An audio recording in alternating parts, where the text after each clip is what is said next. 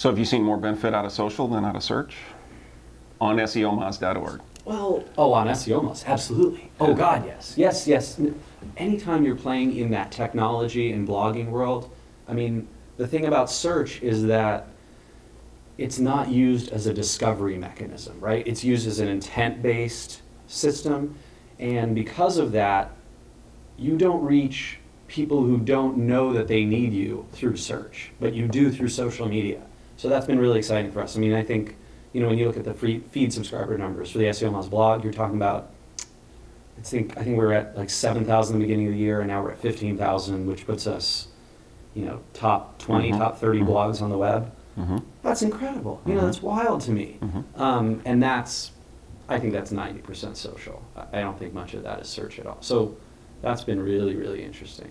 And it feeds back to search. That's the biggest thing, right? For the clients, it's kind of like, we invest time in social, we invest money in social, and we get out of it this great, I think the biggest thing is the number and quality of links that you really, you know, your competitors are going to have such a hard time replicating and figuring out how the hell did they get links from, you know, TechCrunch or from, you know, the front page of TechMeme or whatever it is, and you're on, hey, you know, I'm playing in these spaces and you don't have a way to compete there. So that's exciting. Excellent. Well, it's interesting to note how much emphasis you guys are placing on social over search.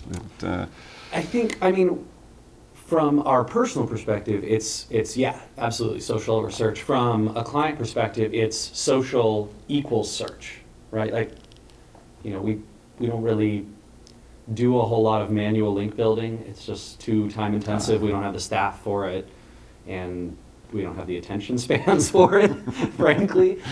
So, you know, social is the way that we do link building, basically. And the nice part about it is it builds a very defensible link structure. So that's exciting. I completely agree, but it's interesting that not more companies are getting that in the search space. Yeah, there's kind a of few. slow uptake. You're right. I mean, people ask me who else can do social media. Maybe there's half a dozen names I can give them. Yeah. That's a really tiny number. So we'll see. Over time, probably it'll take a little while. I think people will start to get into it. Well, we're doing sessions at session at PubCon on social media. Right. I think those types of things will see more, you know, more SEOs going, oh, right, I should be playing this game. So you're coming down to Vegas for 2-3 days? I'm going to be there the whole time, I suspect. So, and I'm actually bringing my entire crew. So, you know, Jane will be there, Jeff, Matt, Scott, Rebecca. Are you guys going to blog it too? Oh yeah, excellent. Cover everything. You know, we were kind of deciding this year between certain other conferences and SES Chicago. SES Chicago. Oh no, sorry. So we weren't. I'm not flying to Chicago in the winter. That was not. That's not a decision, right? I don't think that wasn't a call for us. But no. But what was a call was like, well, what should we go with for the whole staff, right? So we were thinking, well, either we're going to do San Jose in August, or we're going to do PubCon in December, and so. You know, we kind of put it to a vote in the office, and everyone's like, yeah. So you are using the conferences a lot like we do here to company meetings and... oh, yeah. Connect with people, trying to figure out, you know, where can we add value to other companies, where can other companies add value to us, do all sorts of the networking stuff. Do you ever get afraid, though, coming to these conferences, bringing your people that, you know, you got the entire industry here? So last time when we came back from London, Rebecca and Scott, okay, first of all, Scott, who had been in the industry for maybe 6 months total at that point, right, had like 2 job offers, you know, at higher salaries than what we were paying. But and Rebecca, you know, of course, has job offers sitting on the table all the time. But we were going to have a job career day. Oh, great, yeah. I'll just bring my whole crew to that. Everybody was all Brett. excited about a team. This will be brilliant. Everybody's always asked about jobs, and we ran it by a few exhibitors, and they said, we'll see you next year, guys. No, I mean, it's tough, right? Because you know you're going to get really, really smart, talented people coming to these things, and then, you know, you can't help it. I mean, companies, even like us, are looking around at people and going, well, this seems like a good place to do recruiting, right? And so that's been frustrating. But luckily, I mean, we've benefited from a really good atmosphere, and and surprisingly, we've benefited from geography a lot. You know, Oh, yeah. the whole staff they love Seattle, they want to stay in Seattle, so that's helped, and we have, you know. Do you have any remote employees at all? We don't. Oh, I lie.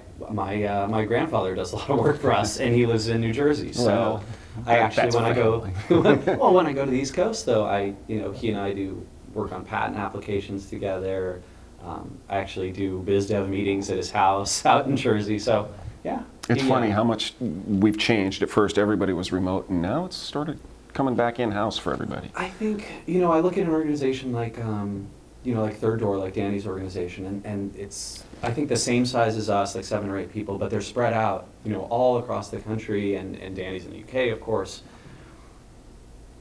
I think maybe it takes a greater level of maturity or a greater level of commitment to say, I can work from home, you know, with my family here, and kind of do that world. I was, you know, my fiance and I were in Oregon. We swung through Bend, where Marshall Simmons, who does work for like New York Times and About.com, is, and he's like, you know, it's really tough because my 2 kids are in the other room, but I know that I have to stay in here and work.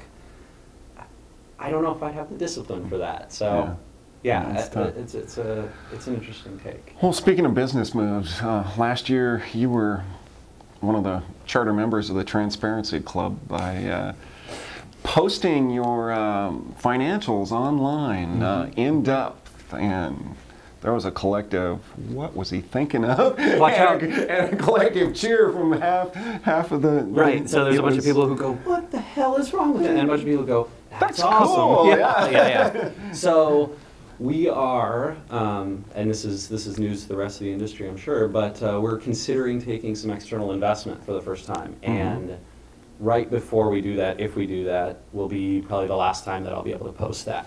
So in the next few months, look for it, huh? Look for another kind of update on, you know, where our financials are sitting. How did that affect you? What did you get out of that? So I got a lot of people calling up and saying, what the hell is wrong with you? Why aren't you charging more or taking more clients or doing more work? To which I explained, well, we've got this kind of long-term strategy, and besides that, you know, I think maybe there were a lot of folks who, if you didn't read the post carefully, you know, we were 3 years ago, 2.5, 3 years ago, we were in a little over $500,000 in debt, which was, that sucks. That's no fun. And now we don't have any.